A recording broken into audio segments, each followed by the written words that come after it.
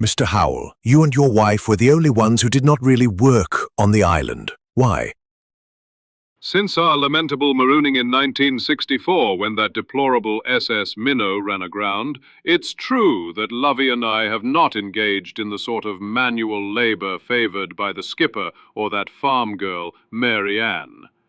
Digging for roots or hauling fish nets, hardly befitting the Howell legacy, our talents lie in leadership, strategy, and maintaining the social fabric of this ragtag group, tasks far more critical than chopping coconuts or building rafts that, thanks to Gilligan, inevitably sink.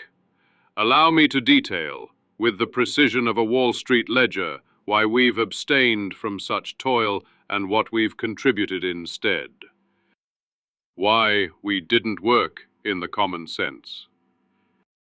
First, let's address this notion of not working, for herding that is which we turn to the now leans forward, smirking. As a titan of industry, I, Thurston Howell III, am accustomed to delegating labor, not performing it. In Newport, I employed hundreds, maids, butlers, accountants, to execute the minutiae, while I orchestrated the grand vision of Howell Industries. On this island, my role is analogous. I'm the chairman, not the laborer.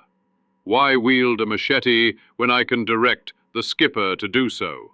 My wealth and experience make me uniquely suited to oversee operations, not to sully my hands with bamboo or fish scales.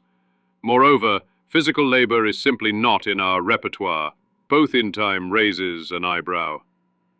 I'm a man of 55, or was in 64, though I remain ageless, and my physique is honed for boardroom battles, not jungle grunt work.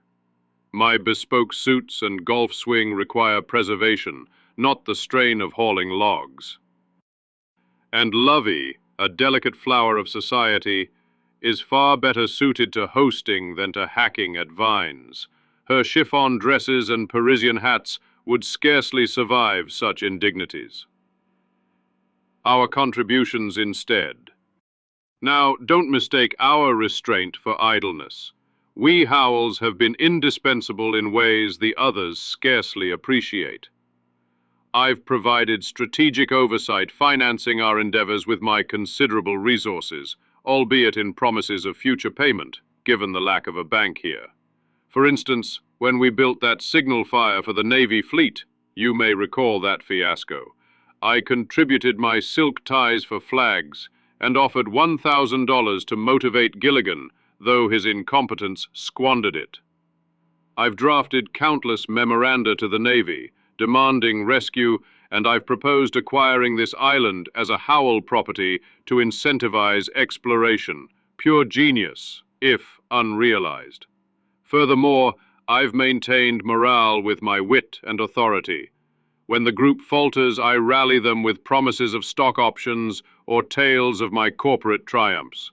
Why, I once offered the professor $5,000 to invent a radio transmitter, though his failure was hardly my fault. My presence ensures order. Without a Howell at the helm, this crew would descend into anarchy.